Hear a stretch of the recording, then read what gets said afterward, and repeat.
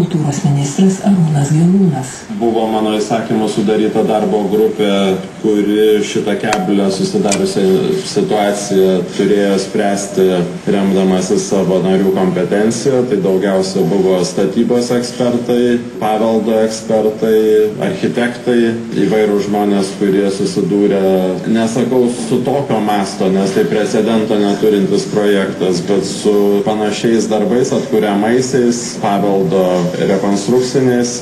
Jie būtent svarstė problemų ratą, kurį įvardinčiau kaip kokius darbus reikia atlikti, norint nepažeidžiant viešo intereso nutraukti statybos rangos sutartį.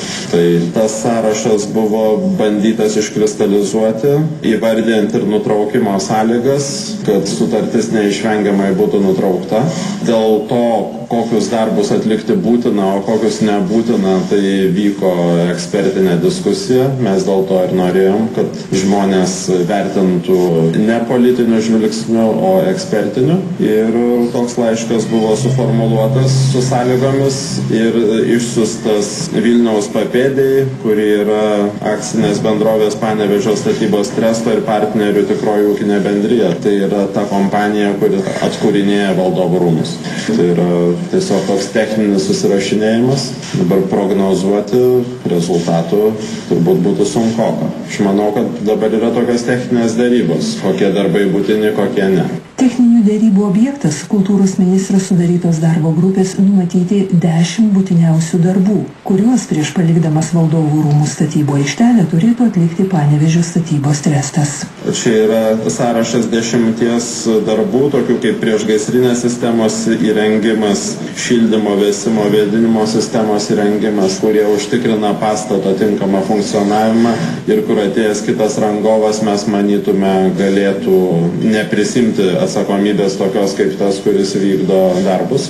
Atliks tik tuos darbus, kurių neatlikus iškiltų grėsmė pastato kokybei ir atsakomybės prisėmimui už galimai įvykstančias avarijas arba, kaip buvo spaudoje skelbta, tam tikros dėmės atsiranda ar įgriuvos. Tai jeigu rangovas priverčiamas išvykti, taip sakant, nepabaigęs pradėtų darbų, tai ir atsakomybės neprisima. Mes kalbam apie nutraukimą, bet prisimant atsakomybę už tai, kas atlikta ir pabaigiant tai, kas būtinai atliktina. Būtent dėl to ir buvo reikalinga ekspertų komisija. Būtiniausius darbus kultūros ministras Arūnas Gelūnas siūlo atskirti nuo bendro Valdovų rūmų projekto ir kai jie bus užbaigti, patikėti juos įvertinti ekspertų komisijai. Buvo sutarta, kad sutarus dėl šio sąrašo jų atskirimas nuo sąmatos, nuo bendro projekto įvyktų per vasarą. Rudenį būtų teikiamas pakartotinai ekspertuoti. Ekspertai įvertintų pagrįstumą tokio projekto atskirto ir įvertintų iš naujo įkainius. Ta prasme, kiek tai kainuotų. Tai toks mechanizmas buvo pasiūlytas rangovui. Galbūt ir galima suprasti rangovą ir ypač akcininkus, kurie patenka į rangos sutarties nutraukimo situaciją priverstinai, vykdę darbus 10 metų, kad jie turi išsamiau pasižiūrėti, pasitelkti savo konsultantus, bet mes iš savo pusės jaučiamės padarę viską, kad tai vyktų užtikrinant kuo geriau viešą interesą, kad tai neįvyktų, sutarties nutraukimas neįvyktų automatiškai, tiesiog pasakant, kad kitą dieną reikia išsivežti įrangą ir čia kiltų klausimas dėl atsakomybės. Na ir mes tikimės, kad vis dėlto kompromisą šiose dėrybose pavyks pasiekti ir toks kelias yra pasirinktas siekiant išvengti konflikto sprendimo teismo keliu. Matot, pats pasirinktas kelias, tai kad mes prie vieno stalo sėdėdami derinom darbų sąrašą ir nutraukimo sąlygas, jis jau rodo PST gerą valią kalbėtis labiau demokratiškų būdų negu kad teisiniu. Nes teisminis kelias tai jis yra ilgas, konfliktiškas, nesu tikras, kiek iš to laimi visuomenė. Galbūt užtikrinamas toksai visiškas teisėtumas, bet šiuo atveju aš manau, kad po daugybės posėdžių ir svarstymų mes galvom, kad abiem pusėm yra tikslingiau kalbėtis prie stalo negu kad teismo salėje. Tai mes vis dar turime viltį susitarti taikiai ir šiuo metu vyksta toks derinimas pozicijų. Valdovų rūmų atstovai sveikina kultūros ministerijos pastangas pagaliau išjudinti įšaldytas statybas. Kaip sakė Valdovų rūmų vadovas Vydas Dolinskas, laukti jau nebegalima, atkastas autentas nyksta, rūmams dar nepradėjus funkcionuoti. Guodžia tai, kad iš tikrųjų yra bandomas pasirinkti toksai susitarimo kelias, nes turbūt teisminis kelias tikrai būtų sudėtingesnis ir objektui tikrai būtų tik blogiau.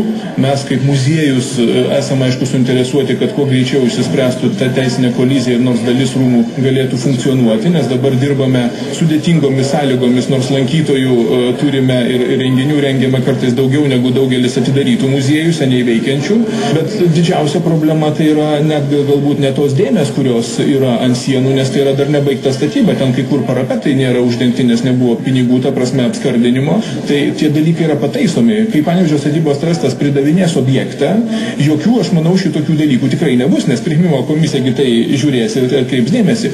Bet, pavyzdžiui, svarbiausia, kad nesunyktų tas autentas, kuris yra atkastas ir kuriam tas rūmų formos sarkofagas ir buvo statomas, nes tai yra dar mūsų nei visuomenė, nei tyrinėtojai gerai neįsisąmonino vertės. Kernavėj, kiek mes plytų radom, tiksliau profesorius Luchtanas, vieną iš 13-14 amžiaus pirmosios pusės, daug maž, sakykime. O žemutinėje pilyje, Valdovų rūmų teritorijoje stovėjo visa mūrinė pilis.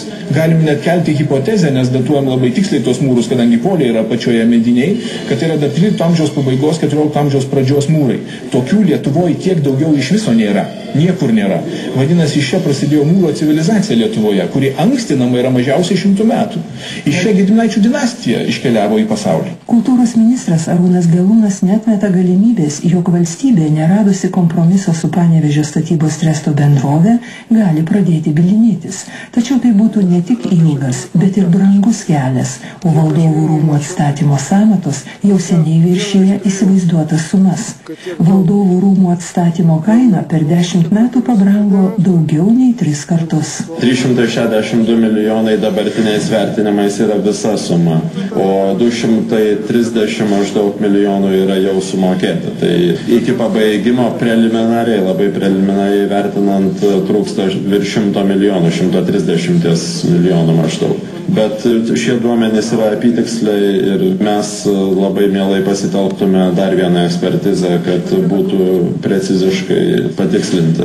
Pasak kultūros ministro, kai bus baigti šiuo metu numatyti būtiniausi darbai, likusiam Valdovų rūmų atstatymo etapui bus skelbiamas naujas rangovo konkursas, o jame vėlgi gali dalyvauti ir liūdnai pagarsėjusi Panevėžio statybos tresto bendrovė. Šiuo metu vyksta tyrimas, atiduota prokurorams byla. Tai jeigu šioje byloje nebus nustatyta nusikaltimo sudėties ar tų dalykų, kurie užtrauks PST atsakomybę, tai visiškai neužkirs jiems tokiu atveju galimybių dalyvauti konkurse ir jį laimėti. Bet jeigu užtrauks atsakomybę, tai manau, tai turės tam tikras pasiekmes ateičiai. Kaip prisimename, generalinė prokuratūra prašė reikšmingų sumų pasitelkti ekspertams.